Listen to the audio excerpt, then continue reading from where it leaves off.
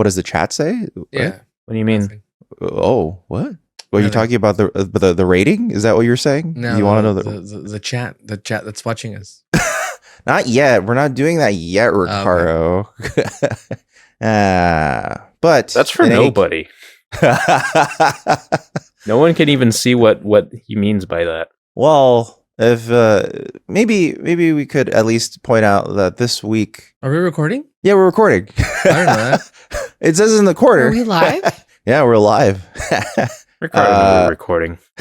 The black variant of our This Machine Kills Bath. Did you see the black t-shirt. variant? Did you can't see Yeah, that, dude? Yeah, we did bring it up this last week. Oh, the shirt. Yeah, shirt. It's out. So go check that out, everybody. Got a weapon on your black shirt. Yeah. So by popular demand, it is finally out. I wonder why we didn't do that originally. Well, because originally John Velez, who designed it, he said, he would like these 3 colors to be the variants. It wasn't black. So I follow artist intent overall. Mm-hmm. But when I asked him about it, he was like, oh yeah, black would make sense. Screw you, John. Death of the author. What if his intent was erotic? I mean, depending on how you feel about the fall of fascism, this shirt is very erotic. You know what I mean? What if I'd rather not feel erotic about that. But the fall of fascism? Yeah, I'm passionate about it. I'm pretty passionate about that. Passionate maybe, but erotic? I don't know. Passionate and sometimes erotic. If people felt more erotic about the fall of fascism would fall much faster. Let's be honest. If you could turn the fall of fascism into a fetish. If you can turn back time. If you could properly fetishize the downfall of fascism. It'd be gone within the week, you know? Yeah. Like anti-fash fetish. Anti-fash fetish porn. Make that a new I want to send a shout out, dude. Anti-fetish. Shout out to Costco, dude. What do they do right now? Dude, the Nutty Fruity chili mangoes, delicious. Oh, fantastic. Yeah. Oh, man. Yeah. Well, first hot dogs and now chili mangoes? God damn, dude. It's already all built in. You don't have to do it yourself. It's just built into the mango. Wow. Yeah. What is that exactly? Is it like dried? What? It's dried, but it's like covered in like tahini type. Oh yes, it's pre-tahined. Yeah, it's pre-tahined dry mango. So there you go, dude. I usually put I put little Ziploc bags full of them when I fly, and I get all nutty with them. Oh, nice. On the plane. Dang, like some sort of professor. Yeah, that's what that movie was about. Yeah, it was him. Yeah, he couldn't stop tahining everything. Yeah. So if you guys want to check out that shirt, head on over to fugitiveframes.store. There will be another shirt coming up Holy blood. for the next TNG episode. It'll correspond with that one. You guys will see. I'm excited to learn what this finally is because I've been seeing it on the back end. Yeah, everyone's kind of seen the design. You can't see back end, dude. Not in this political climate. All right. The back end. Let's get into the episode. The behind. Yeah, there's our Sigma song. Yeah, dude. I was so confused. This is a Sigma theme, man. I'm trying to preemptively get Nate to write the Voyager one too. And also, minor spoilers, he is making the TOS one. It's just taking a hot minute. He's busy. You know, fine. He's got a lot going on. He's got his own band going on. He's making his own we're not album. even done with TNG yet. I know. We're getting close. And we're still not there. And Voyager is surprisingly close. Voyager actually shows up mid-season 3 of DS9. Oh, really?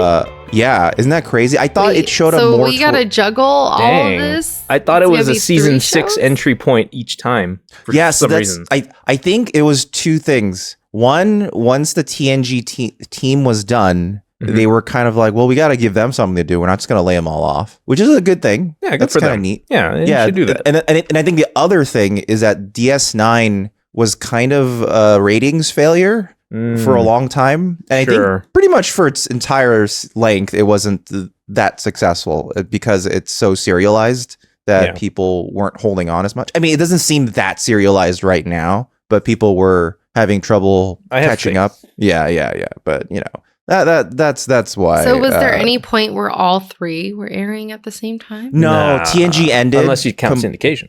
Yeah, I mean, with syndication, all 4 5 technically. That's too I think you could find all the treks on like TV and cable, and it mid to late 90s. There was certainly a period where TOS, TNG, DS9, Voyager, and Enterprise were all playing at the same time. I'm sure.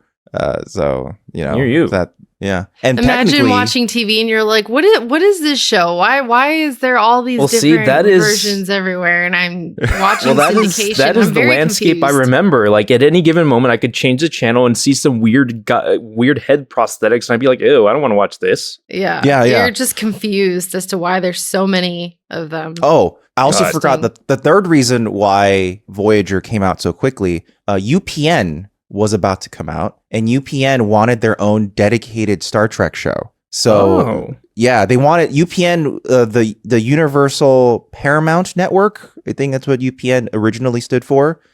Shoot, really? Yeah.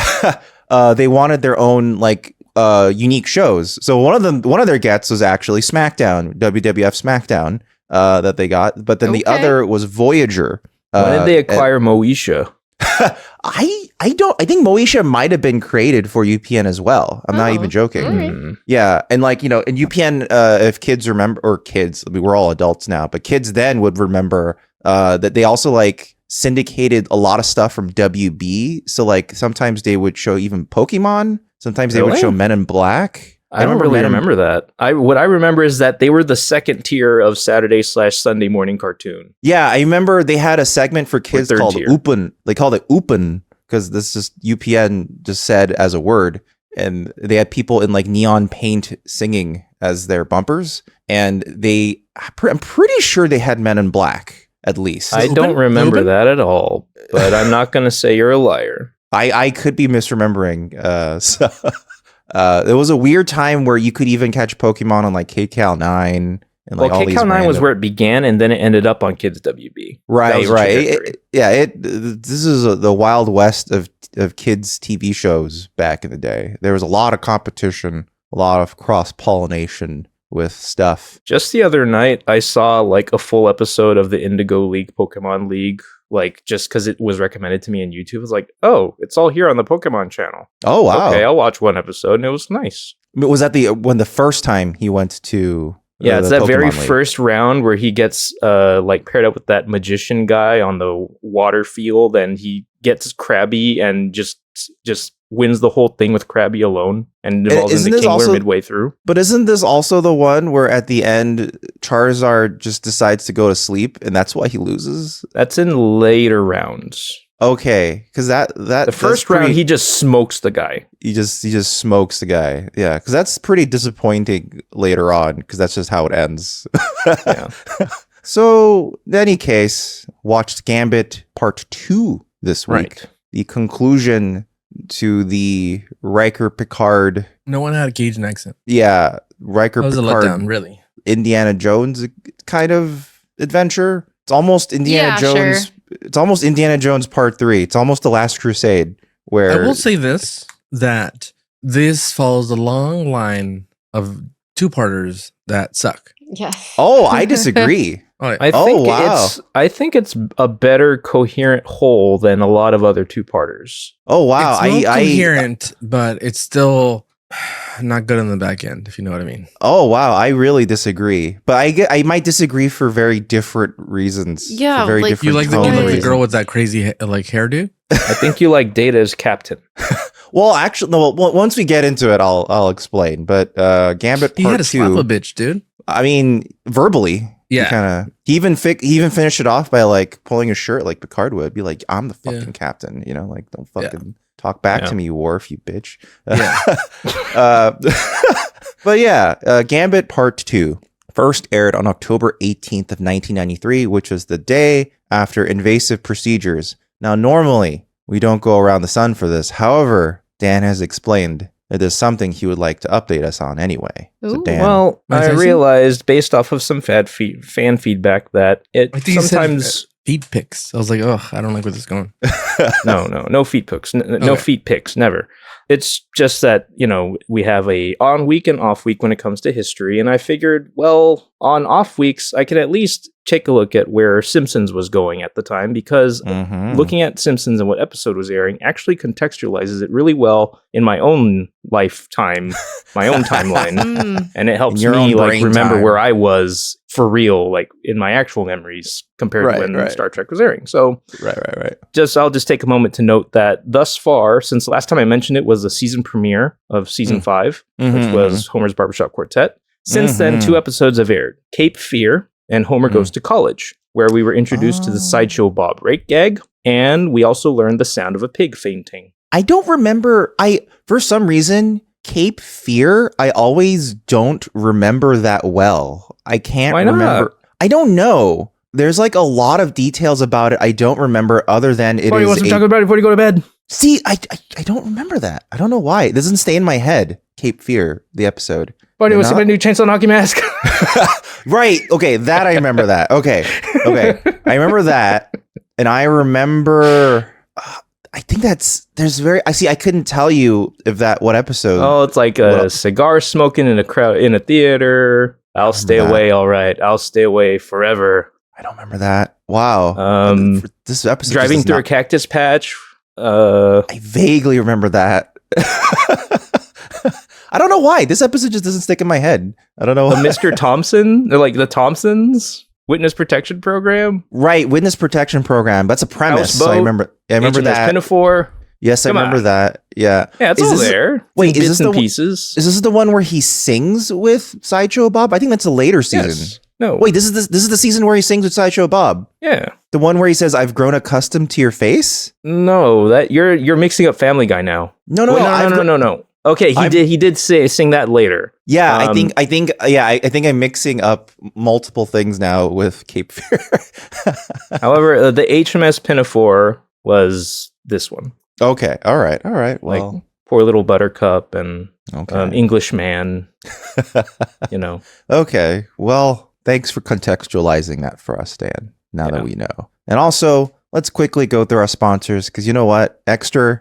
You sent me the travel pack a little too late for me to take it on my trip. However, I was able to kind of quasi test it out at home. You were testing it. Yeah, I was testing it throughout the course of a week. Because did you suck it good? I mean, I did suck it a few times. Exactly. It's the only way to test it right. Yeah, and the thing I was most concerned about is a thing that is one of its main selling points, which is that have you guys ever used like sucking out air packs, like a Careful, dude. I mean, I've employed the principle with like Ziploc bags and sometimes. Right. So if you've ever used like the ones you buy in stores, it's usually kind of like a big Ziploc bag. Sure. And you use like a piece of plastic to kind of like have to make sure the zips are really super tight. And if you lose that plastic on your trip or something, you're fucked because it doesn't seal anymore. And those are also like all kind of weird, finicky to close and stuff. So one of the main selling features of the travel pack is that it has a zipper built in. It's an airtight zipper.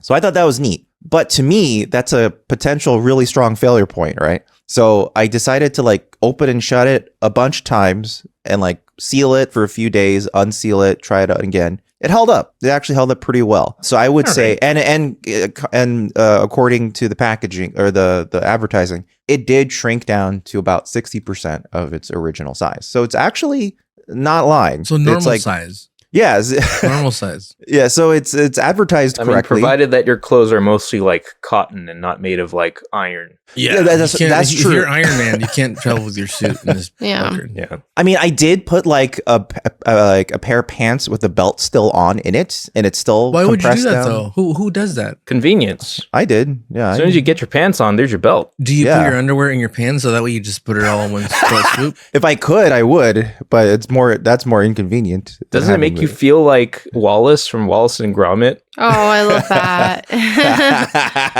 I was just thinking of that too. Mon Gromit.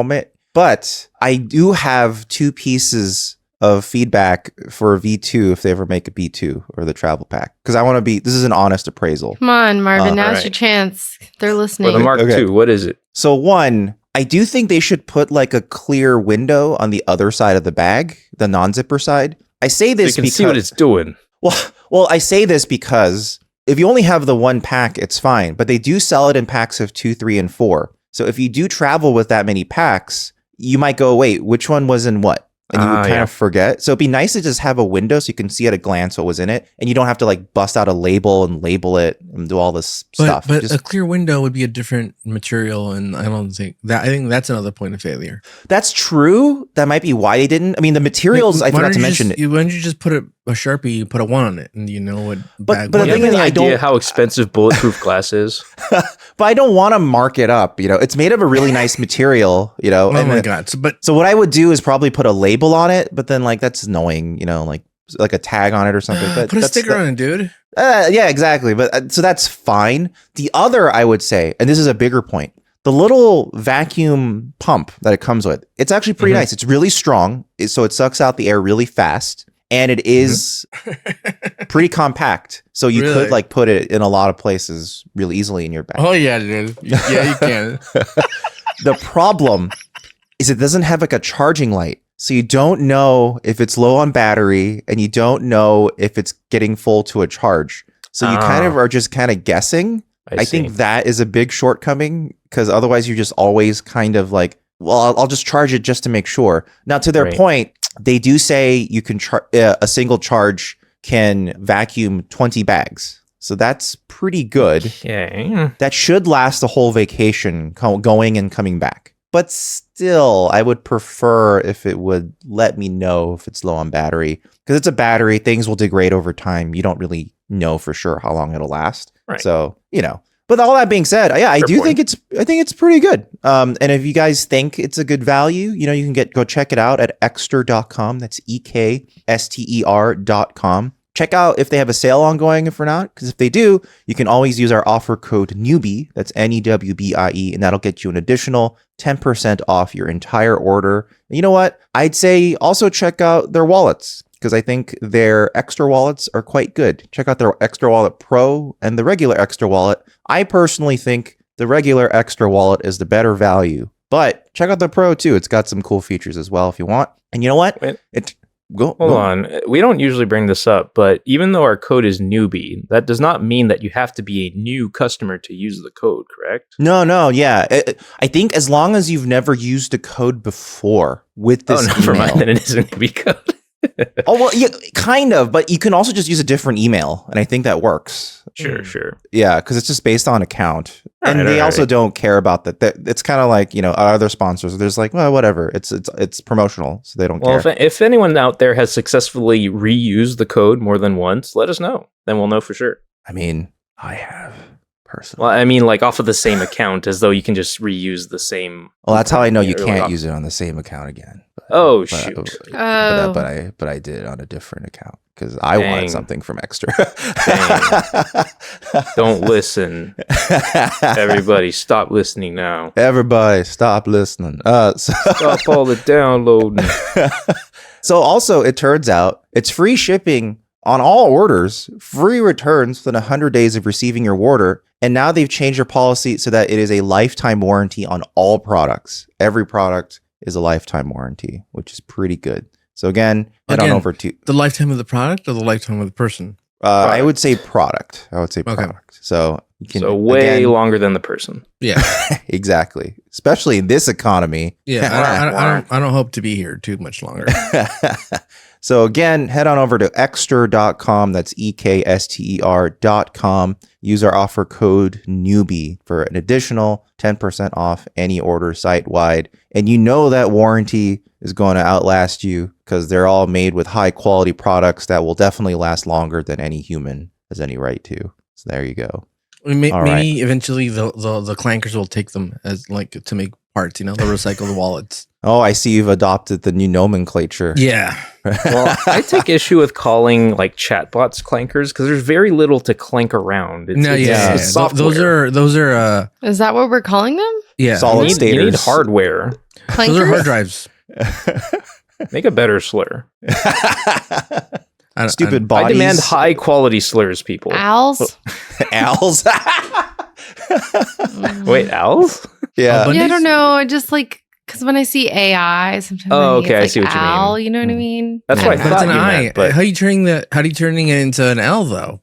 Because like, then it sounds like we're really stupid humans. That we can't distinguish between an I and an L. We are dumb though. Yeah. So. Yeah, it's but dumb. Look, I can't tell you how many R's are in strawberry, okay? Hey, I don't know how many. Gotta go, hey. I cannot There's tell you. probably 4. All slurs originated from something stupid. Yeah. So, I've heard some people say bodies. That's a thing. Bodies? Bodies? Yeah, like bots. No, that's I don't like too. that. I heard the word bodies. body first. Yeah. Like, It also sounds kind of British. All these bodies. Hello, Yeah, bodies. Yeah. So, but yeah, playing their footy and their resis. What about hard drive jockeys? That's a little long. It's a little. The slur's got to be nice and tight and short. Dan, though. Yeah. But you know what? You can always skip over all that AI shit and head on over to our other sponsor, ExpressVPN. You know what? ExpressVPN, not only is it super fast, it's also super secure because they've been quote unquote battle tested in the past, in the sense that local governments and even federal governments have tried to gain access to their servers. And you know what? Even if they wanted to, which they didn't, get your hands off my servers. Yeah, they couldn't. You find can have shit. my logs when you pry them from my dead cold hands. Also, those logs don't even exist because they never record them, and even then, all the servers run on RAM. They run off the RAM, so there's nothing to save. It all just disappears. Yep. So you know what? You can just head on over to expressvpn.com/newbie Star Trek, and if you want to check out their 2-year plan. I know that sounds like a lot, but it comes with a lot because that gives you an extra 4 months for free. It comes with the password manager, the advanced protection. The program. Password manager. Yeah. It's so important these days. Yeah. The advanced protection comes with an ad blocker. You cannot just use, your favorite teacher in your first car as your password or whatever. You or your pet. You got to use your favorite porn star. Yeah, exactly. In the street you were born on. Yep. Yep. That's your teacher name. Yeah.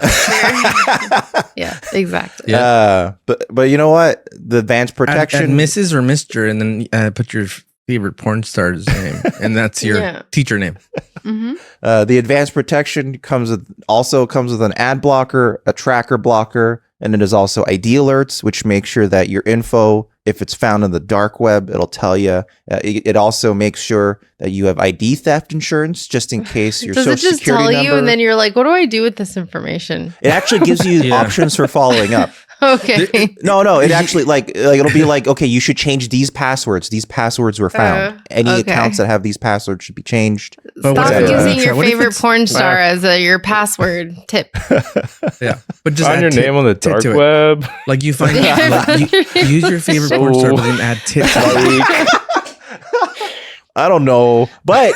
In the event that your identity was stolen, there's identity theft insurance built in. That's happened to me before. To that thing. It's I know you willingly gave your information though. I did. So I feel like maybe it wasn't, It wasn't quite theft. Yeah, it was more. It was willingly. You were a willing participant. Identity exchange. I guess so. Yeah, identity exchange. Yeah. A one-way identity exchange. That sounds like a good movie. Yeah. Wait, there was Identity Thief was a movie, right? Was it? Yes. Right? Oh, I mean, Catch Me If You Can? No, Identity Theft is a movie with the Teen Wolf 2 guy. I don't remember who Teen Wolf 2 is. Jason Bateman. It's Bateman. Oh, okay. Pretty sure it's a movie. The good old Bateman. So we should make the sequel follow-up Identity Exchange. Yeah, when you willingly give information. Just to finish off, it comes with even more stuff. It comes with a credit scanner, and it even comes with my favorite thing, which is a data removal service. So you don't have to pay for a separate thing like a Delete Me or the Optory or whatever those services are that removes so they can all delete me off the dark web. Yeah, just to be clear, this is data removal like elsewhere, not your own data on your own computer. Oh, yes. Yeah, what if they just deleted your... It doesn't just go into your computer and just start deleting all of your photos. Just delete your Win32 folder. You go to renew your license and like, you don't exist, sir. So, basically what it's doing is there's a lot of data brokers, hundreds of them really, that all just kind of have collected your information off of shit like Facebook and just sell them to each other over and over. And you can have that removed from these websites by using a service, because you can do it yourself manually, but every company has their own process and it's extremely manual. When did we become so paranoid and private as a society? Well, we've gotten paranoid and private once we realized that people can use this to target us for specific once things. They started monetizing ways to target us, that was when we started to care. It's just so fucking sad. It is sad. It's awful. Our internet-based society was built upon this. This is why now I now search things that I have no interest in, like puppetry, you know, or like like volunteering. I have no interest in that, you know? Military sign up. Yeah, military sign-ups. Yeah. Antiquing. We're going to get a crew cut. Oh, no. Yeah. How can I join the military? Christian mingle. FarmersOnly.com. Yeah. Oh, man. I forgot all about that one. You don't have to be lonely at FarmersOnly.com. And then I'll just play that jingle. Trying to confuse the algorithm. I mean, that's a good slogan, honestly. Yeah, that's it got really me. I remember its slogan. I remember FarmersOnly.com because of the slogan. So yeah. What if you run you steal identities and you run like a identity farm, you know? Remember that cougar dating site? Oh yeah, that's still around, I think. I'm pretty sure. I thought it shut down. What was the dating site that got everyone exposed for cheating? Ashley Madison? Oh, Ashley Madison. Yeah, yes. Ashley Madison? Yeah. The dating site designed for cheaters specifically. And then like everything leaked. What a great idea. Yeah, what a great idea.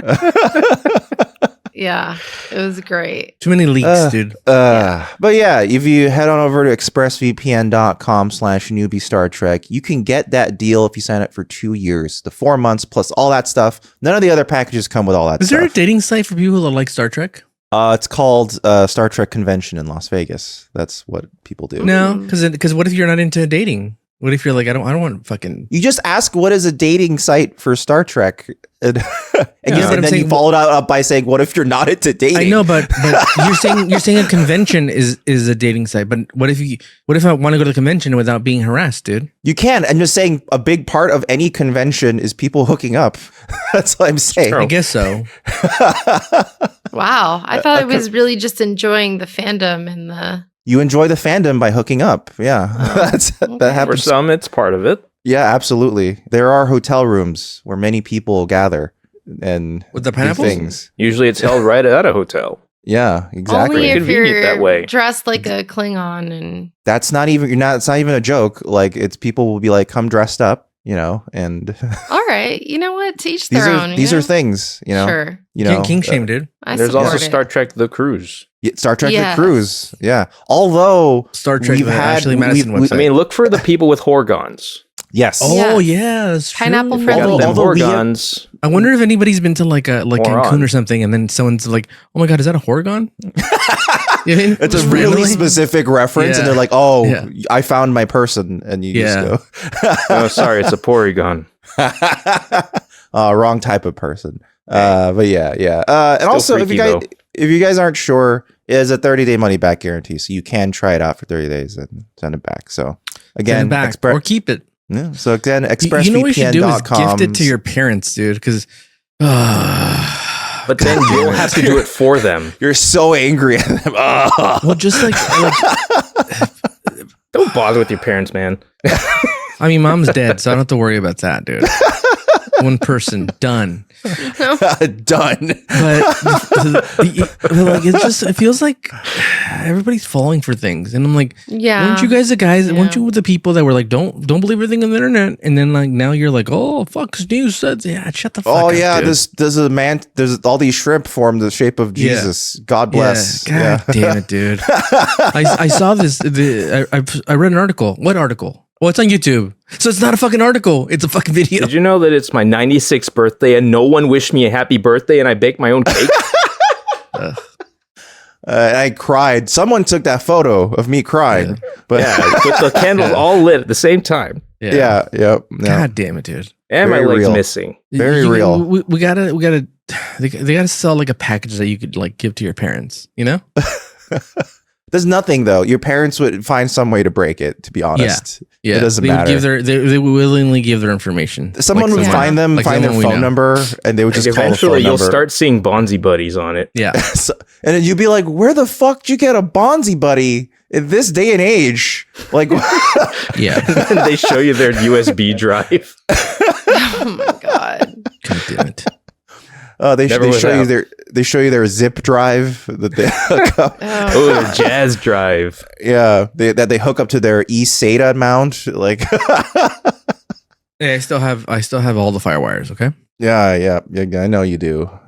Old man. Yeah.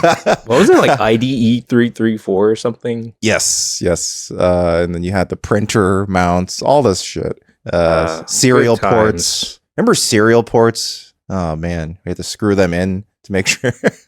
Computers were so cool. They're so cool. Just like if you go to expressvpn.com/newbie Star Trek. All right, everybody. Technology. Let's ask Denise. Denise, what are we supposed to do, Denise? Ricardo, could you please tell us what happened in this episode? Denise.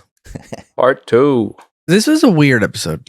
There's too many this is not what you thought. Like why so many? Like, I feel like they put so much story in the last one, and in this one they're like, we have like 15 pages of script. We don't have enough, and they just started fucking adding things. You know, that was actually Ronald Moore's own criticism of his own screenplay. He said, I felt like I ran out of things to write about. So he kind of like made up an ending. That's exactly what it feels like. Yeah, it feels like that for sure. Like, he got really excited, and then he's like, he's like, to be honest, I made it up on the spot. I hadn't thought of that episode, like I said, that I had been thinking about it all season. So, Ricardo, you know a bit more about the world of TV writing than I do. Yeah. So why did this keep happening? Why did they have Naren Shankar write the first episode and then have Ronald Moore write the second? Why didn't they just have the same writer write both parts for continuity and thus to like balance it out? Why did they do this so often? I mean, even if they didn't, so like sometimes I know sometimes it's a credit thing and like they did both work on it, but sometimes like but the way Ronald Moore talks about it, it seems like he did write it, and then like Naren Shankar did say he wrote the first part. So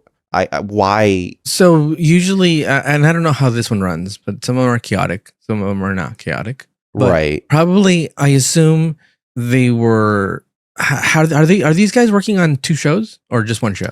I think Ronald Moore may have at this point have also been writing for DS9. Both. Yeah. I mean, the truth is if like basically like they sit together, they crack the season of ideas, right? Right. And then they all break and kind of go and write, and then everyone will come back and write on each other's scripts and help. Well, at least that's the modern model. I don't know how it was back then, but like it doesn't make sense that like one writer would write one. I mean, just for credit, I guess. Like sometimes it's like, hey, this person has too many credits, and we need to give. You know what I mean?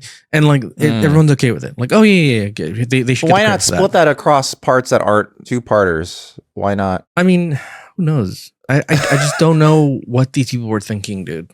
I'm just wondering if there was like a different, more. The only thing I can think of is did this person had to leave? Like they were like, they're on. Naren Shankar was involved, and he's got to leave. No, he was involved the whole season for sure. Wow. So then I don't know. Then I don't know why he didn't. Because I don't know either. I don't know why this kept happening in this show, like constantly. And honestly, throughout Star Trek in general, and no one talks about it. The only thing I would kind of think it might be is like, oh, this episode needs your attention more than the next one. You know what I mean? Because even if you go back to like, let's say, I'm just gonna go sorry. Let's say you go back to maybe it was literally just a timing thing. You couldn't like rely on one person to do 2 episodes at once, and they needed all the episodes at the same time. Too. Yeah, for example, so the 3-parter that DS9 started with, right? So it was the Homecoming, the Circle, and the Siege, right? So then Homecoming was written by Ira Stephen Bear. Then the second episode, The Circle, is written by Peter Allen Fields.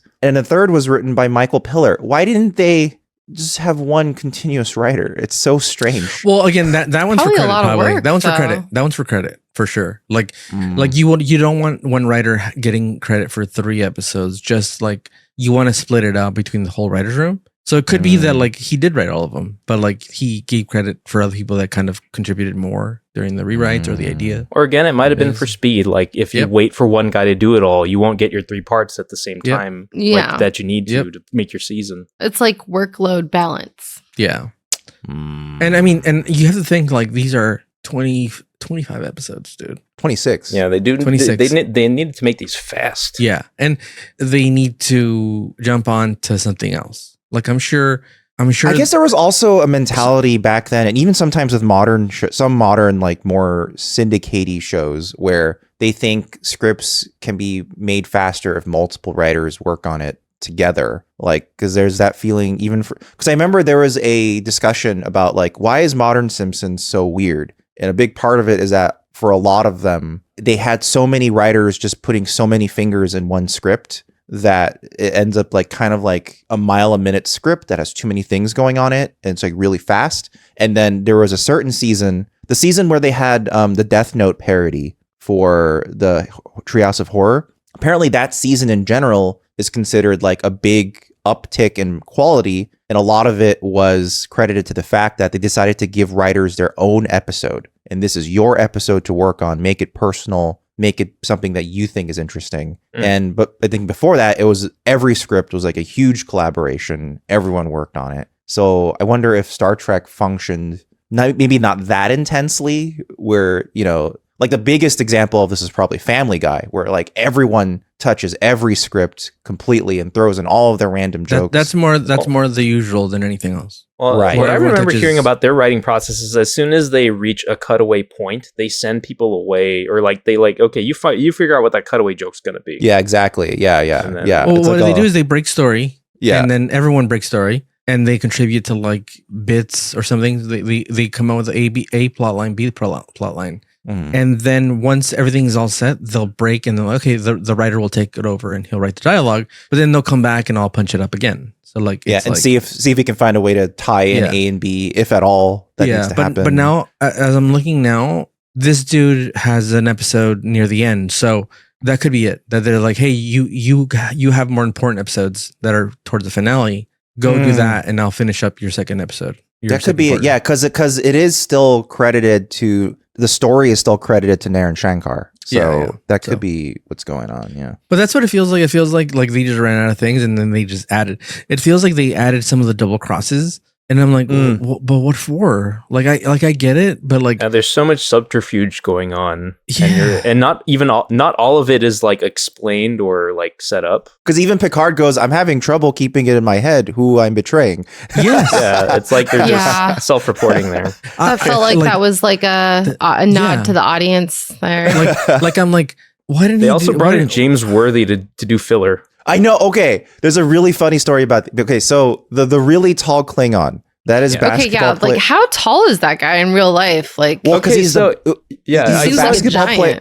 He's the basketball player James Worthy. That's why. Oh, he's a basketball player. Did he want to be in this episode or what? Yes, he did. He did. Yes. He was a fan. Apparently. Oh wow. Yeah. So what happened is the actor who plays Gowron. What is his name? Robert O'Reilly. Yeah, not O'Reilly. I think it's just Robert Riley. I think it's his name.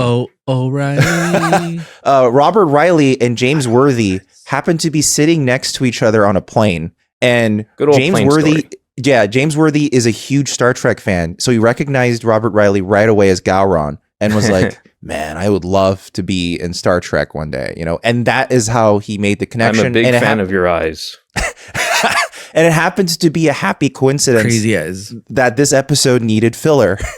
So they basically were like, oh, just have James Worthy play like that random super big Klingon who's stoic and doesn't have many lines. Yeah, I guess that's why that particular character doesn't really speak much, because he just uses his physical presence. No one paid him. No one paid this guy. Like that's what like they took his things and then like no one paid him, and even within the bit of like, hey, it's all a thing. They didn't go like, hey, don't freak out, dude. Like he should have freaked out and been like, as soon as he left it was like, what do you mean he's not dead? This guy who tried to rip me off is not dead. Bam! Then he shoots fucking Riker. Where did he go? I don't even know where he went. Dude. Back to the court where he belongs.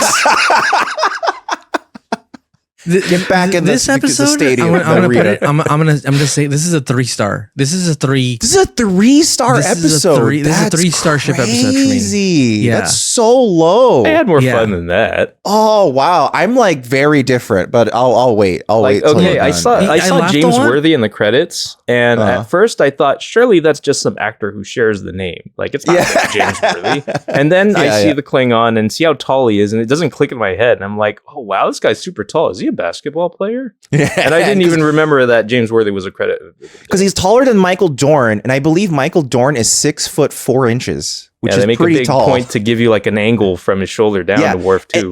And the funny part is, at first you're like, maybe he's tall because he's up high on the ramp. Maybe that's why. But then you see him walk all the way down, and you're like, oh no, he's like over a foot taller. Yeah, turns out he's taller when he gets closer. It's weird though, because like I feel like he's so big, and when Picard like just kind of takes the shit from him, I'm like, why didn't this guy just like kick everyone's fucking ass? He's massive. I know. Why didn't he just like choke Picard out? Yeah, He's not great at improv. He didn't know what to do. Yeah, he's too stoic. He just stays still whenever there's any action going. I'm like, you have a couple feet on these people. Why are you letting them like just take over? Look, if you're going for the hoop, he's got you. But if you're not, he doesn't know what to do. Yeah. Then he's like, this is not my game. I don't know what's going on. When Picard was looking for the thing and he put his hand down his belt, I was like, whoa, dude. You're touching him, dude. Like even though he's really high and he's only, I'm like, dude, it's really close to the dick, dude. Yeah, it's getting close. Yeah, and so here's the thing I liked about this episode. Okay, is when Data really like pulled rank. On Worf. He's a no nonsense captain. Yeah, well, Worf was like, he kept going. Worf's giving him so much shit. Yeah, it's like true, come on, Worf, shut the fuck up. Like, enough of your nonsense, Worf. Why was he upset? And then they never said it's because he's a robot. No, is that he has clanker phobia? Yeah, I deep think, down he does. I think because Data's captaining style is very cautious and analytical, whereas Worf is very gung ho. Worf is like, let's get him now. He would have shot. Yeah. He would have shot. He's like, let's shoot, dude. And like, he wouldn't have had if Worf was in charge. They wouldn't have figured out like, oh, it's all a plan. Okay, so let's not shoot them at full strength. Let's lower it a little. Let's lower the strength. Let's play into this thing. Like, Worf would have just like killed the captain, dude. Worf was just like, we just need to take him out now. And that's why Worf's not the captain. Yeah. Which is also weird. Data made Worf second in command, right? Yeah. First officer. It's first officer. And that is odd because technically there are 3 people who still outrank Worf. It's Deanna Troi, Beverly, and Geordi. They all outrank Worf. Data knew who to pick. So in terms, I believe that's you just named 5 incompetent people or 4. And it's not like my bias. It's facts. It's facts. Beverly was a really competent captain. Yeah, she was really good. I did like Beverly's style. Here's the thing. I'm not going to. What do you mean? You wanted her to go into the sun? There's no sun around here. Like, what he would have done? To Borg with the sun. Remember, she has been the most effective captain against the Borg. She can't do the move. She can't do the move in this episode. Look, she killed the bad guys. Look, what if she's like, look, we can on the fly create an artificial sun, then we'll fly into it, and then that's what her suggestions would have been as first officer. Yeah. She's like, idea bubble. We try to go into this planet. Idea bubble. Yeah. Like, I trust Data as a captain for sure. 100%. Oh yeah. When as soon as Data's a captain, I'm not worried. Yeah. Geordi, he's gonna try. He's like, are there any women there? How large are their breasts? Like he's gonna get all pervy about it, dude. I trust Data. Like he has. Here's the thing about AI and robots, dude. Here's my robophobia, dude. Oh, okay. They're too much. They won't do. Even though I like the style, but like, look, Picard is the other side of the spectrum, where he's like, yeah, let's like. I would say, would you say that what's the thing? The Magna Carta. What is the thing that they follow? The Constitution? No. The Prime Directive? Would you say that the Prime Directive is kind of like the Constitution, like the modern Constitution? Like things like the modern Constitution, yes, because they freely ignore it all the time. So yes. Sure. So, okay. So here's the thing is that Picard wipes his ass with it, dude. You know what I mean? Yes. Where Data's like, he'll put somebody in the brig. Like he literally jokingly. Yeah. The episode ends with them putting Riker in the brig. Yeah, but the way they were joking about it and the way Riker was so surprised that Data was going through with it suggests that they are very used to never experiencing consequences. Yeah. Well, because Picard is a little looser than Data is, whereas Data is like, I wish people were in the middle. We nearly kill each other all the time. You know who's in the middle? Benjamin Sisko, dude. Oh yeah, well Sisko. Yeah. Well, you'll eventually figure out what Sisko's really like. What do you mean? It turns out he's Picard's son. No, wow. the way I would put it is, I would say Sisko is my favorite captain to watch. Yeah, but he was probably the captain I would want to serve under the least. Really, is probably what I would say. Is he got an anger issue? Is it because he's a messy bitch? You'll see, and I could be misremembering. It could be a toss-up between... He started waterboarding people? Is he like physically abusive? No, well, it could be a toss-up between Sisko and the captain you haven't seen yet, Janeway, who I may not want to serve under. I mean, Janeway is... Okay, who would you want to serve under? Data? Oh, Picard. Calico? Jellico? You mean Jellico? Yeah, Jellico. Oh, Jellico would be good too, because Jellico is firm eventually but fair. He would say, bitches leave. And I'd be like, yeah.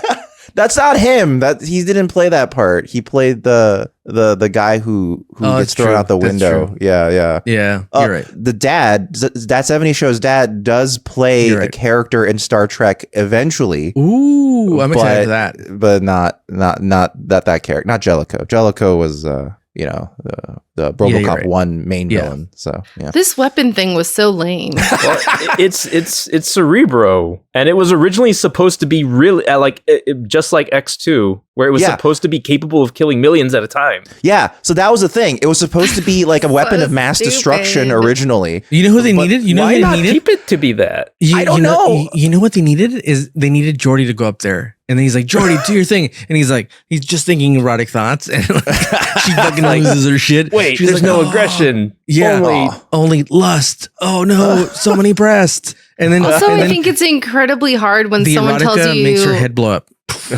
When someone tells you not to think about something, the first thing don't think violent thoughts. Wait, what? And then I'm just thinking about people killing each other now. Everyone, please stop using your imaginations. Yeah, exactly. It's the same episode type of thing. And is there a wind down on that? It just feels like it has to be immediate. How did they get Worf to not do that? Yeah, exactly. That's the surprising part. I was like, how? What? The Worf can clear his mind. I mean, they make a little moment out of it to be like, oh, even Worf can do it. Good for him. Remember he was practicing by the fire to see T'Challa or wherever he's trying to see. Yeah. Remember? Kayla's shoe store. Yeah. And he's dude, he's strong, dude. He's strong. But he was probably thinking about Tapatio hot hands. I would want to know. I kind of want to know what they were thinking about when he told them not to think of something violent. I'm like, okay, what would you think Riker about? immediately thought of naked women. The harp. It was Barney in a bikini singing I Dream of Jeannie. Yeah. That's what Worf thought. Yeah, Worf was thinking of Barney. Yeah. Yeah. And then Picard was thinking of the land of chocolate. That's how he got through it. Well, no, everyone just went like this. Everyone just their thoughts they close their eyes and they cleanse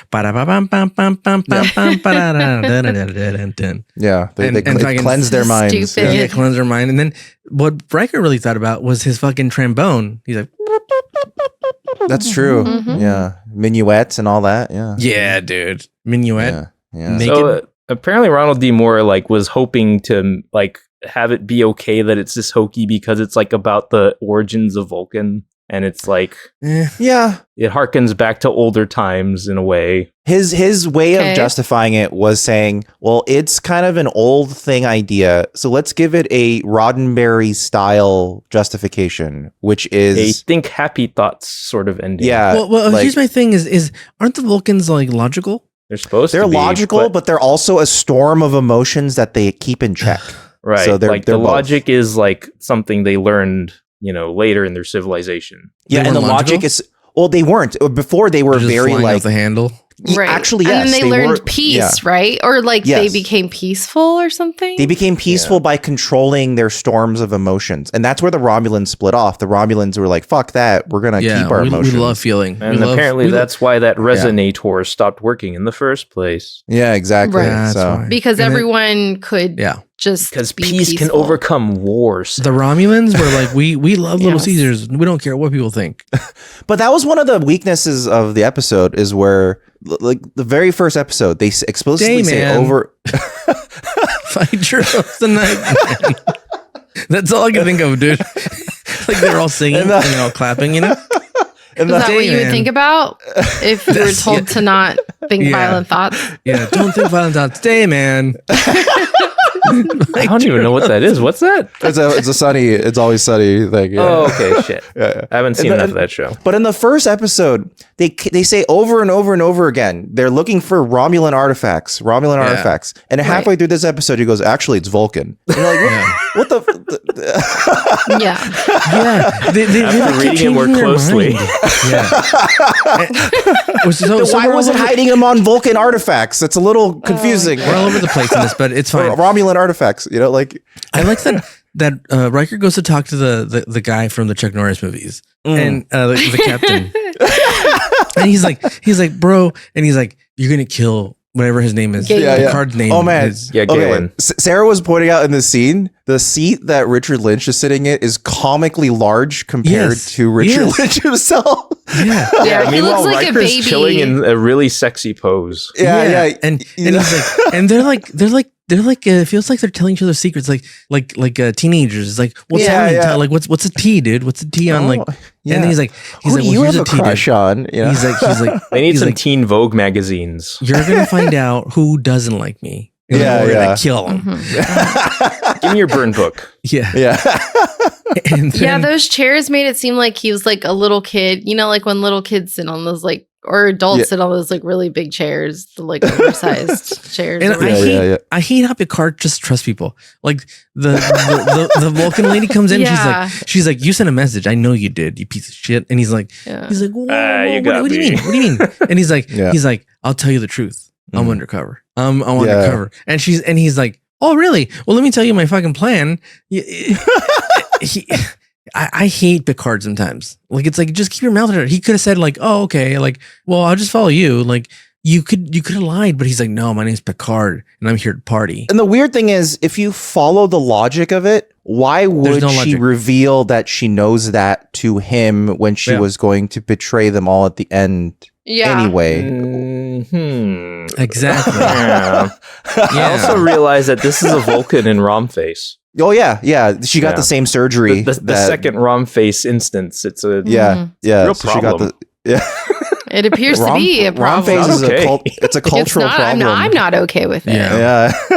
I'm absolutely. You know what I like is I like the bushy haired guy. The guy who keeps going, you're not my leader. Yeah, you're not my leader. And he's like, now I follow him. Even though I hated him, like last episode, I'm going to follow this guy now. He's right. He's going to get us paid. Yeah, I do like how he was all after that money at the end. It's like, forget this. Just give us the money. The girl, too. It's very like pirate coded. Yeah. Yeah, it is.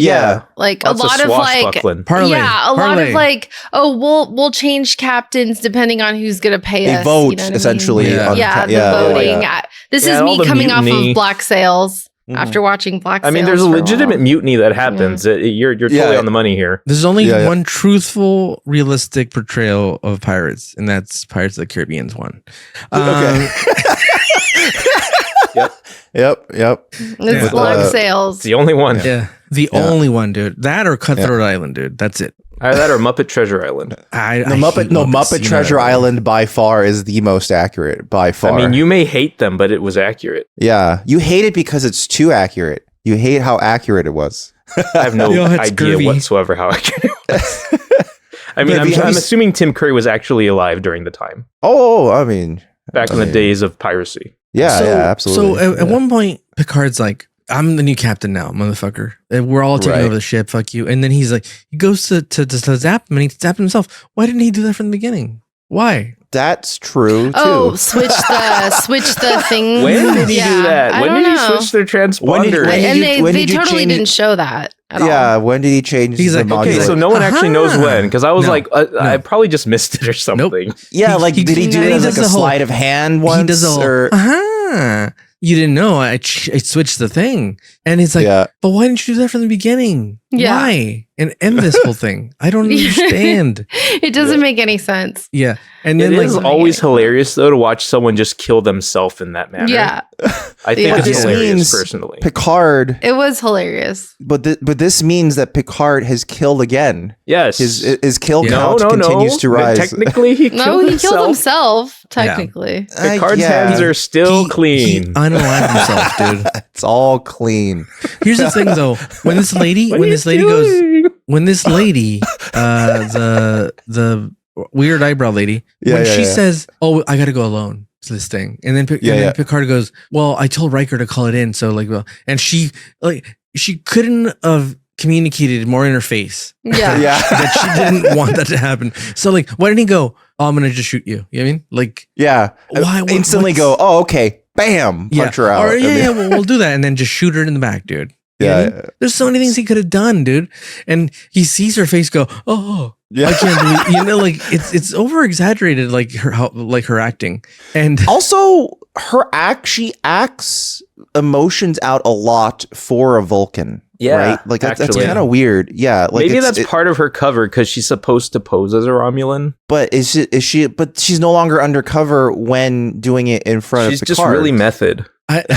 Here's my favorite acting of hers. Is when she tries to use the Ark of the Covenant on everybody and it doesn't work. Right. And then she goes she's exerting herself so much. She falls on her knees and goes, no. She does the arm thing, but then she goes, and she hits herself like, oh my God, just emote. You don't have to, don't physicalize also, it. at that point, just use the gun you have on you and just shoot them. Considering how much it seemed to be physically taxing her to use it at all, I'm like, how is this an effective weapon? Yeah, that's the thing. If they had kept it the weapon of mass destruction, they could have kept it in the script. She could have been like, fuck it, I'm going to use it on the whole planet. And it still wouldn't have worked because supposedly the entire planet of Vulcan is now devoid of violent thoughts, right? So it still wouldn't have worked, right? What if I would have stretched my credibility, but it'd be better than this very, very slow ghost shooting weapon that doesn't do much, how's that supposed to kill a bunch of people at once? It shoots a shimmer that checks for aggression, and if you have aggression, you die. Yeah, it checks for 5 seconds. It goes, there it is, bam, and then it flicks them away. But I'd be so nervous. I'd be like, oh no,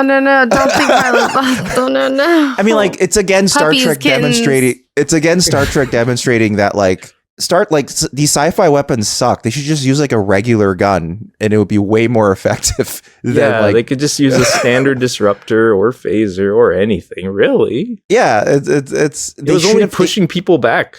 They really, really should have kept the weapon of mass destruction angle and just say that maybe they could even lampshade it. They say eventually, once I've harnessed my mastery over it enough, then there should have been a little blonde kid encouraging her to go after only all of the Vulcans or all of the non-Vulcans on the planet. Yeah, I don't know. We keep getting isolationist movements in these planets too. It's a recurrent theme. We do. Yeah, xenophobic organizations, which is actually true to life. Yeah, it's reflective of the time, I guess. Unfortunately, it's happening more than ever. This episode, I thought when I was bold and I gave my rating early on, I thought I'm going to regret that. And you know what? I don't regret it. It's a 3 starship out of 10. Oh, okay. Well, I mean, what else happened? I think I'm willing to give it a 7 still. Well, at the end, here's what else happens. They figure the whole thing out, and like Riker violated like 30 different laws, and he went rogue. Picard also violated a bunch of laws, killed a man, or made himself kill himself. Used voodoo, digital voodoo, to kill him. Mm-hmm. So many things. Killed Riker. Yeah, right. There's a lot of like for like a minute. He shot his first officer, dude, in the chest, dude. Luckily, Data and Deanna knew instantly to play along. Yeah. She's like, oh my God, he's dead. Oh no. There's funny moments, but like, I don't. Out of all the episodes of TNG, there's ones I've hated more, but I don't. Here's the thing is that I don't hate this one, but I just don't want to ever see it again. That's fair. Really, that's so interesting. Yeah, I don't ever need to see it again. Okay. Where there's other episodes where like, oh, this was bad, but if you put it on in the background, there's funny things like the Venom one. Yeah, dude, Venom. Get Venom in there, dude. But I just don't. This one's one where like this will never be on the rotation. I mean, I liked all of like the subterfuge stuff. I like the one where Riker goes and he's like, he wants me to kill you, and he's like, oh well, and then like there's all this like back and forth. And but it feels like it's for nothing. Like we're saying dialogue for nothing. At this point, we're just watching the cast enjoy like being in scenes together. Yeah. Well, and Picard, like Patrick Stewart in particular, getting to play a really gruff, haha, you stupid idiot, like character. Like a roguish dude. But it also doesn't feel right. Like it doesn't feel like he's right for the like. You know who needed to do this? Riker. I don't know. Like it just doesn't feel right. That could have been an interesting role reversal. Yeah, if it ended up being Riker who was the one. And then he could have been like, but Riker's not the analytical archaeology guy. Picard showed up and been Riker's like, I don't know what the fuck I'm talking about, dude. What is this thing, dude? What is this rock, dude? He was actually pretending the whole time. I took dude. your professor's name and I just pretended that I know what I'm doing with the analysis, but I really don't know. This is from Galileo. One thing that I like is how after Data and Worf reconcile their little differences, later on Data, as a good friend, goes with Worf's authoritarian suggestions.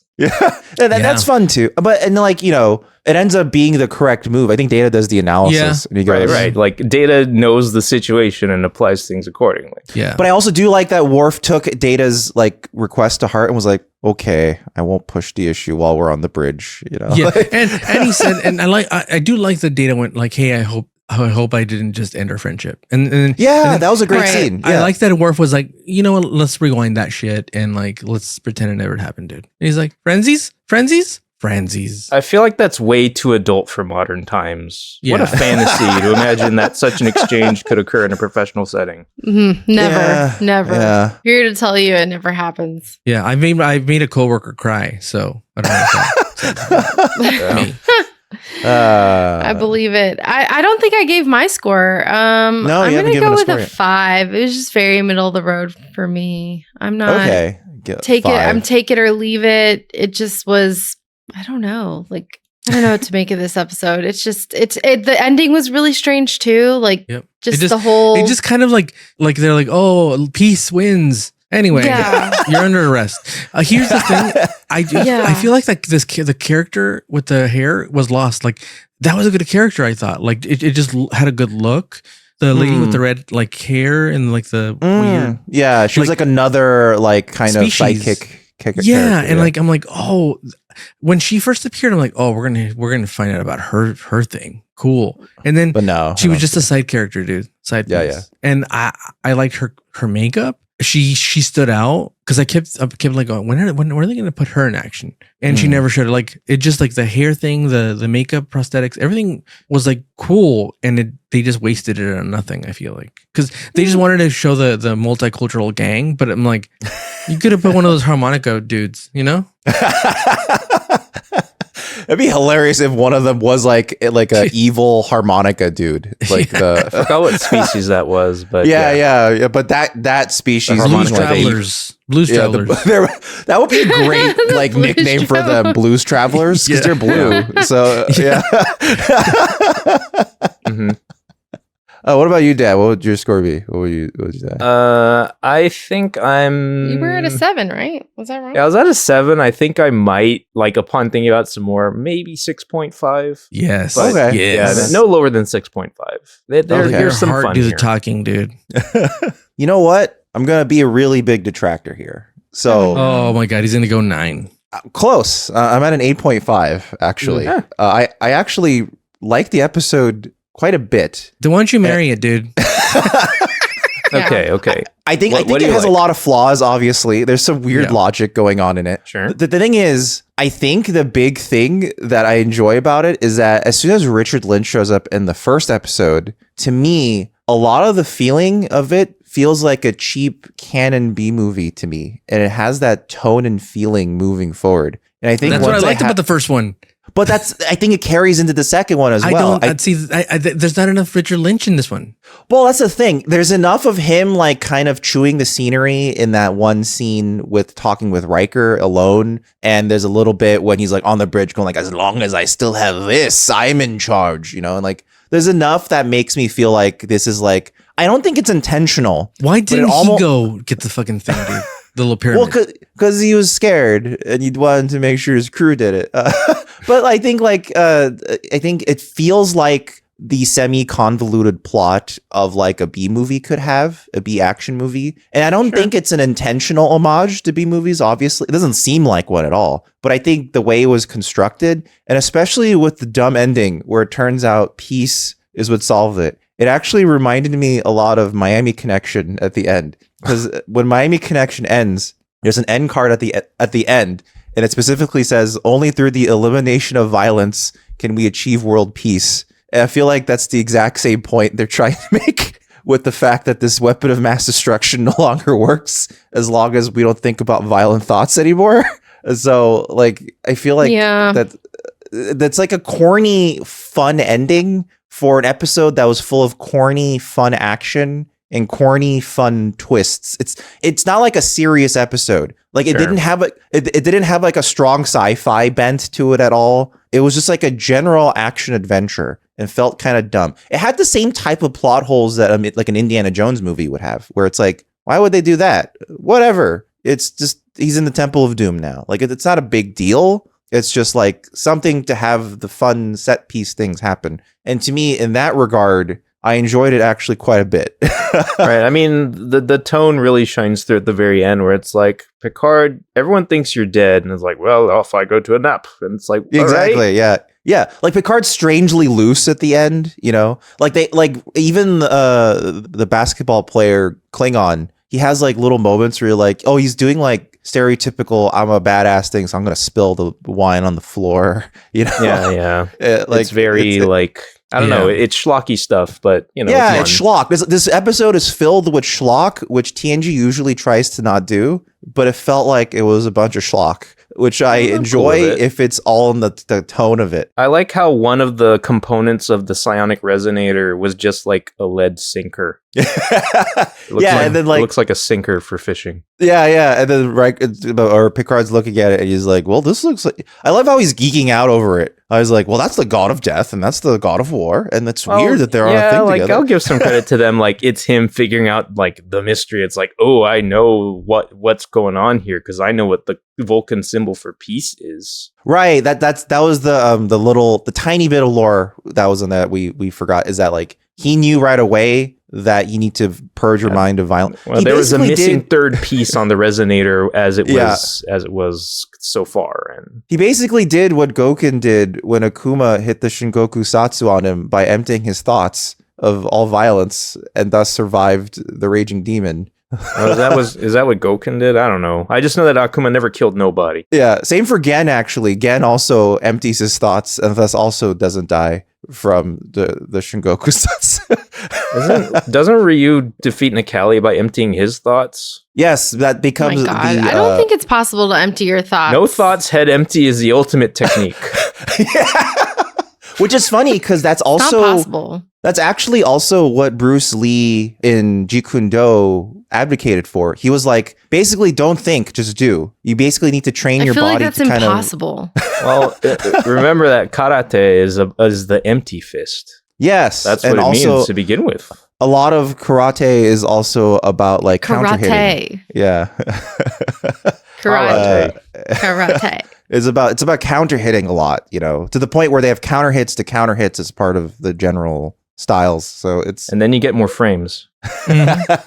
So very, very, very split amongst all of us. If I go to the Discord rating, which we're again, very, like across the board here, we're all over the place today. And very helpfully, Imagine Nathan also put a compilation of the score together for us. This week, the average was a 7.3. And the median was a 7. And there wasn't that much standard deviation. If you look at it, the standard deviation was only like 1.1. So it all centered mostly around 7. So cool. Yeah. That's higher than I thought. Yeah, everyone thought it was a 7 episode. I think the general consensus is that it is a stronger 2-parter than usual, but it is still a weaker second part for most people. I think it's a good thing that the second part didn't just feel like a huge, like the continuation did not feel like a cliffhanger that had nothing on the other end of it. Right. Yeah. It had like, it felt like more like a commercial break. Yes, that's the thing. It did feel like they just split an episode in half at that point. It just felt like, because like, and it wasn't as anticlimactic as it felt for Best of Both Worlds. Because for Best of Both Worlds, it was kind of like, we're back and we're going to shoot the super weapon at Lokitus. Go! Nothing happened. Okay. And then like in this episode, also nothing happens, but that's the part of the plan. Like something's working. Right. You're still figuring out what's going on. Yeah, it's less of a fizzle. It was just more of like it's a developing situation. Yeah. So Riker was saying something interesting, blah, blah, blah. So yeah. All right. Well, you know what, everyone? Thanks for listening. Wait, I think today is Jonathan Frakes' birthday. Oh yeah, really? Yeah. The day of recording today happens to be Jonathan Frakes' birthday. I think it is also technically Pulaski's birthday. Wow, the character. Roman Polanski. He's still alive. I think he is, right? I think if you're talking about Roman Polanski, he is still alive. But Diana Muldaur unfortunately passed away. But the character of Dr. Pulaski, it would be her birthday today as well. So okay, that's crazy. Yeah. All right, everyone. Thanks for listening. If you guys like that, you could give us a like or a rating or comment wherever you are: YouTube, Apple Podcasts, Spotify, etc. Do whatever. Leave us a rating. Leave us a review. And also, if you guys would prefer to get these episodes a week early, you can head on over to our Patreon or our YouTube membership and join. Because not only does that get you a week of early access, it also gets you a bunch of other perks like access to our private Discord. Oh, our Discord channel's so fun. Yeah, like you just heard that every week we do a poll to see what they think of the episode. We have discounts on upcoming merch and all sorts of other stuff. Eventually we're going to be streaming, and that'll be exclusive to our Patreon members and YouTube channel members. So that'll be fun.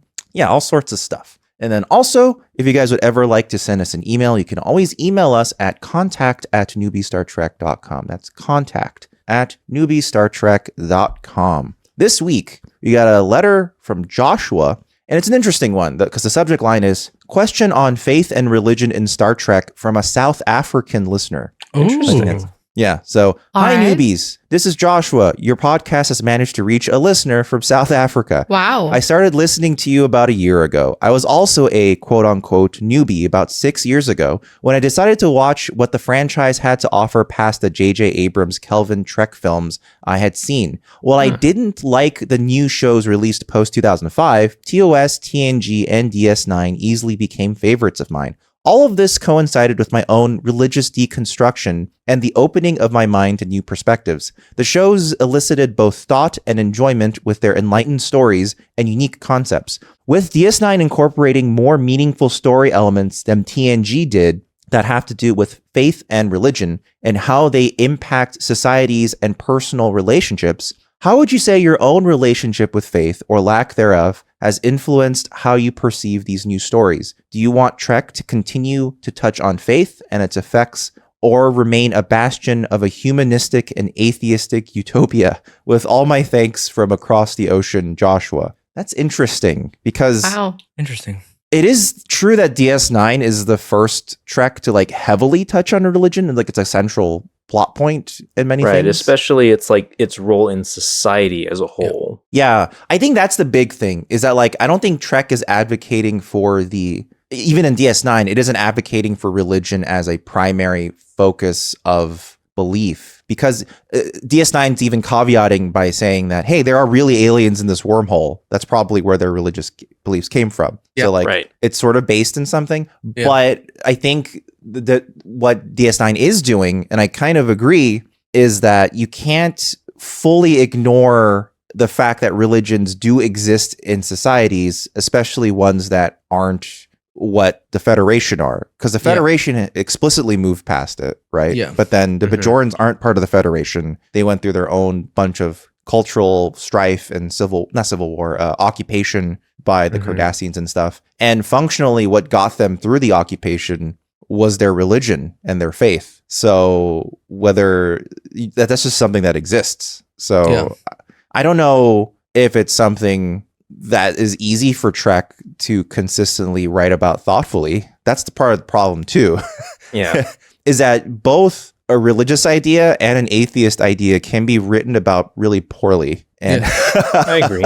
And I'm not sure if Trek is always good at. We've already seen times in DS9 where it wasn't written that well. Well, like what you were mentioning just now reminded me of the Kahless episode, where the idea of Kahless was so strong that they needed to wrestle with a contingent of the Klingon population that was already so invested in a matter of faith that you need to learn how to deal with that on the fly. Like, you can't just dissolve that or say it doesn't exist anymore and have everyone go along with you. Yeah, it's like you have to deal with, not deal with them, but at least I think that's the wrong word. Or take it into account. It needs to be considered and it can't be discounted. Yeah, you need to think about them thoughtfully and understand what their needs about it might be, whether you agree with them or not. I mean, I recently went to a funeral, and a lot of my thoughts around that funeral was weird because it was super religious, this funeral, and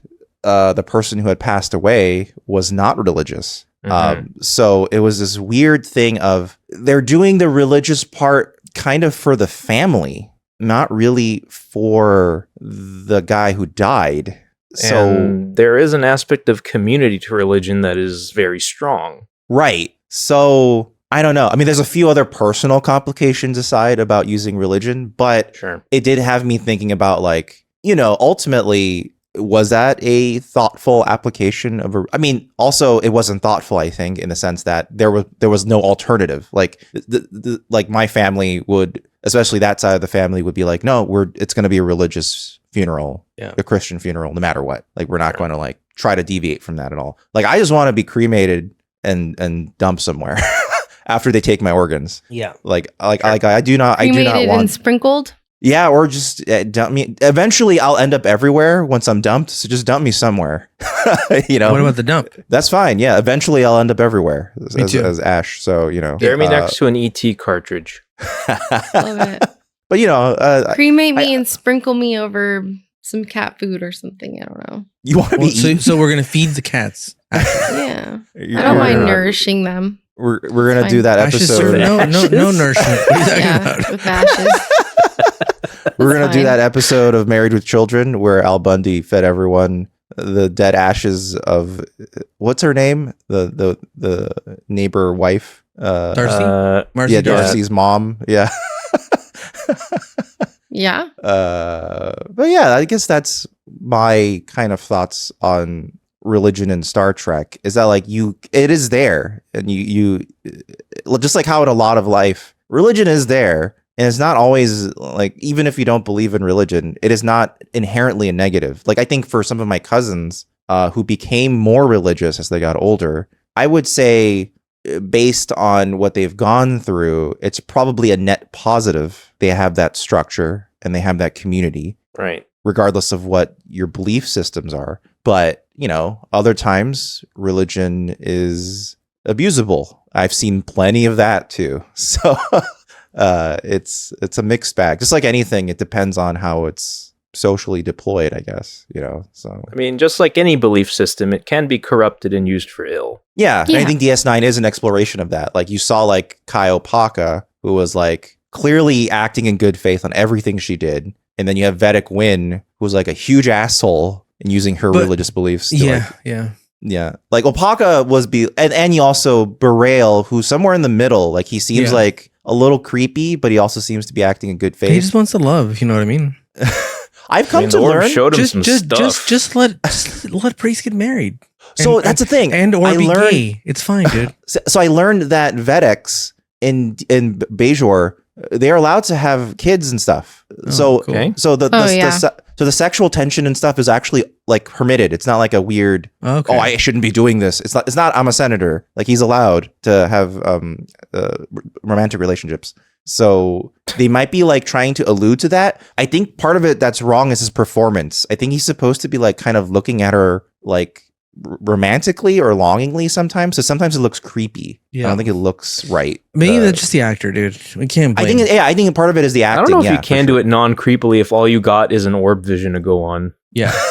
I guess if their interactions seemed a bit less formal, like they had more casual moments together. Maybe if he talked a little faster. I mean, that's one thing you can try right away. Yeah, just talk a little faster. Yeah, instead of going, how are you enjoying your time here? Oh, are you enjoying your time here? Maybe. I just don't don't come at me with your religion. You can do whatever you want, dude. You want to eat cookies on a fucking Sunday? Mm-hmm. You want to have fucking Chick-fil-A on a Sunday? That should be your right, dude. Yeah, come on, Chick-fil-A. But don't impede. Here's the thing. I fucking hate Chick-fil-A. I hate Chick-fil-A. Mm-hmm. Not for their religious views, but because you're now impacting me with your religious views. You know what I mean? With the Sunday closure? Yeah. If I loved Chick-fil-A, I want to enjoy it on a Sunday as well, dude. It's my day off. There's football. I could never watch a Sunday night. Just to spite them, just buy it the day before, go in front of a Chick-fil-A. It's not the same, dude. And go, it's not the same, I'm eating it right in front of your restaurant. Unless you break in and make yourself a fresh sandwich, it's not going to work out. Yeah. They should be open. If they said, we're closing Sundays to give the workers a well-deserved day off, you know? Like all the workers, I would go with that. But you framing it as a religious thing, I'm out, dude. You know? I mean, to be fair, like for example, In-N-Out is also religious. They don't close on Sundays. They're open. But they keep their mouth shut about it. They just put their little fucking sayings in the bottom of the cup. You know? They know how to engage in a little strategic blasphemy. Yeah.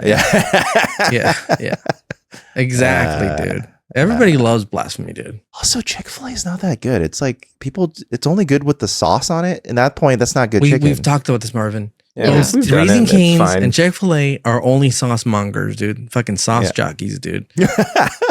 I ate Chick-fil-A in an airport. It was fine. Were you blaspheming though? I forget what day it was, Doesn't but count, probably. Yeah. Were you eating cheese in the same plate as meat? I was probably wearing two different fabrics at the time. Oh, dude. That's a good way to do it. I ate goat meat that was boiled in its mother's milk, and that was probably delicious. That's so fucked up. It was delicious. That's so fucked up. That's fucked. PETA, don't listen to that segment. That line from the Bible always stuck in my head. I was just like, that's so weirdly specific, but okay, someone must have done it in order for them to write about it. Because of me, they have a warning. It's its mother's milk. I think someone writing the Bible was like, Steve made this fucking horrible fucking stew, dude. And he stewed it in milk. Fucking sick. He put goat meat with milk, dude, like a sick bastard. Let's put a fucking rule in the Bible. His mom's milk. Yeah. The goat's mom's Moses, go milk. back up there. Write this on a new tablet. Yeah. Thou shalt not fucking make this fucking stew. Yeah. Yeah. I feel like everything in the Bible is very specific to something that Paul was like, dude, this guy fucked my wife, dude. My neighbor fucked my wife, dude. Piece of shit, dude. No, absolutely. Put it in the Bible, dude. Oh yeah, absolutely. Like lots of like, if you do like religious historical studies and like anthropology and what was going on with like religious texts, a lot of it is directly based on, we need to say this so that this doesn't become a bigger problem socially. So like it's how we say it. Like, hey, you know what else is a sin? Mail-in ballots. Yeah. Jesus was like, thou shalt not mail in thy ballot. Yeah, right there in the Bible, man. Yeah. Like for example, the thing of like not eating pork in Jewish culture, I think came about from the fact that back then boars were very diseased. So if you ate them uncarefully, you would get very sick. So culturally, they were like, fuck off. We're just not eating pork anymore. And we're going to put it in a thing. Just like foreskin, dude. Like, yeah, you don't bathe fucking every day. That's true. You're gonna have a little fucking creepy shit in your foreskin. It's because if you were uncircumcised and you couldn't bathe very often back in the day, this could lead to infections. I feel like this was some ladies like, put that in the Bible, dude. What? It's like everyone's gotta get circumcised, dude. It's like, but why? He's like, it smells, dude. Nobody's cleaning. Nobody's cleaning. Yeah. Nobody's cleaning. These guys. Can you put in the Bible that they should also clean their buttholes? And he's like, you get one, dude. And she's like, all right, we can't fill this with Mary's sayings, okay? He's like, we'll put Mary, you get so one, maybe two. Yeah. He's like, all right. Foreskin. I don't even last this long. We're so gross. The human body is disgusting. You know what I mean? I don't know how people had sex back in the day, dude. How did people procreate, dude? So gross. I time travel and I'm stuck in the past. I'm like, I'm not fucking anybody. Yeah. You know? I mean, these days it's like, oh, we're gonna. Well, like, you'll get. I mean, you might change your tune if you get desperate or something. I don't know. No, I just kill myself. Well, then you just jerk it in a corner. You don't need to. No, I kill myself. Because these days it'd be like, hey, okay, we're about to get down. Did you shower? No, okay, then you go shower first. You know, but some people like that. That you're someone's kink is like, I'll go to the gym and then come back, and that's when I want. Oh yeah, I'm sure. But that's even like everything is a kink now, dude. But back then they're like, you fucking true. Smell, and I even heard that there's this new fetish called fascism. Yeah, dude. And no, killing fascism is the fetish. So, well, first the fascism is the fetish right now. Yeah. Then but we need to push at killing fascism as fetish for SummerSlam. That's what we need to. Yeah, let's start pushing that. Got to get it over. Yeah, and fast. Anyway, if you're from the past, if you're time traveled from the past, let us know. Are you fucking over there? Yeah, why? Do you at least wipe? Why? Yeah. Are we still talking about religion in any way? Did I tell you I got a travel bidet and it changed my life? Oh, you got a travel bidet. It's the best thing in the world, dude. Yeah, I love the bidet. Although I thought it was like a more fancy contraption, and then the way you described it, it's basically like a water pick. Yeah, it's not a Bluetooth device, dude. Calm down, okay? Doesn't play music. I thought you like attached it to your seats. What advantages does this travel bidet have over, say, a plastic water gun from the 99-cent store, which I could also afford? That it has a pump in there that's rechargeable that'll really get like the water pressure going. Yeah, but it isn't as funny. It isn't as funny as pointing a plastic gun at your ass. At your butthole. Yeah, but it's not as clean. It's also curved. You said there's like a curve to the thing. It's like a little spigot thing. Nothing a little heat and careful bending won't fix. Oh my god. Or an attached hose. This is a water gun. Jesus Christ. How did we get here? Please. From religion. God. Religion led to butts. Yeah. Yep, always does. Marvin, you got to work on getting us a sponsorship by bidets. Those fancy bidets. Or like Tushy? Should I look for a Tushy sponsorship? I don't know the brands. You reach out to them and tell them Tushy. that we reach out to both Tushy and Squatty Potty at the same time. I'll do a video, dude. I'll do a video like full on like sponsoring. Like these are my guys, dude. Tushy.com. Yeah. I will if they send us like their like because they have the super high tech bidet now. The one that's like it'll like warm the seat and it shoots warm water. I don't need that, dude. I'm not. That. It can become Ricardo's new segment called Treat Your Ass. Yeah, dude, you're too fancy. I'm a Hank Hill just water in the butt. You know what I mean? You don't want no fruit water. Yeah, you want. I don't want fruit water. Wait, is there any documentation of Hank Hill's experience with bidets? I don't know. In Japan, but here's the thing: I don't need alkaline water in my butthole. Just regular tap water is fine. Not sparkling? Not sparkling. Well, that's how you know Ricardo's not bougie. Yeah. He won't drink. He won't get alkaline water and then add a little lemon to it, thus ruining the entire point of alkaline water. Which is how Gwyneth Paltrow drinks her alkaline water. Of course. All right, everybody. Thanks for listening to our discussion of religion and buttholes. If you would like to check out other things we do, you can check out our other podcast. Would you stay tuned? It's or not. You could or not. But it's a podcast where we watch the pilot of a show and then we go, man, would we stay tuned after seeing this pilot? Did this pilot grab us enough? Yeah. How did it grab us? Where did it grab us? What's the last one we had? Severance? That's the last one we recorded. I haven't had a chance to edit it yet. So do stay tuned. Yeah, Sarah's spoiling things over here. Delete that, dude. Dude, they already spoil it. Our last one is was I Love Lucy. Well, we actually do have a long list of things that we want to try as well. One of them is King of the Hill, since that was brought up because Sarah hadn't seen it. I've never seen. Wait, you mean like pilot King of the Hill? Pilot, like very first. Yeah, I would also personally love to remember if it holds up, right? Like that would be that first episode. Hank is very angry. I know, I don't remember it well enough. It's been quite a while, so I do wonder. But yeah, that would be interesting. And yeah, next time we're gonna go back to Deep Space Nine, Back to the Future. It's an episode that's just titled Cardassians. Hopefully, Miles O'Brien doesn't use any slurs in this episode either. So, well, is Cardi a slur? Yes. Kim's 100%. In the context of, are you talking about Courtney? Yes. Or the one that has a different father that no one talks about? I don't know. One of them clearly has a different father, dude. I don't know nothing about those people. I can't keep up. Yeah. Nah. That got me late because I was trying to not think of the context, and then I was forced to think of the context. Yeah.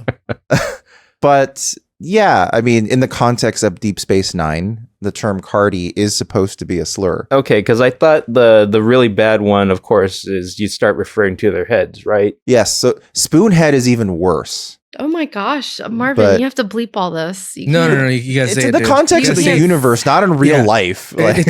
Sarah, it was a soft S, dude, and spoon, dude. Yeah, you can't say that. Here's the thing. I said Poonhead instead. Poonhead? You said it was a soft S, so Poonhead. Guys, if any of the listeners, if you're from Utah, I need some info. What's up with this Swig place? I'm interested in info. I binge watched all of the Mormon Housewives episodes. Is it good? Should I watch it? It's. Is it really good? It's my show, dude. You know? Oh, okay. I have to watch it. Yeah. Here's the thing. Look, me and Ricardo like the same thing here. I don't know anybody's name, so I call them by names. Fruity Pebbles, the old one. Yeah. So if you know about Swig, what's the deal? Is there a thing I should go to? Like, seems like they have a lot of sodas, but what do they have sandwiches? I need to know more info. It's like a restaurant, Swig. It's like, because they can't have soda, so that's their like bars. Like it's like a soda shop.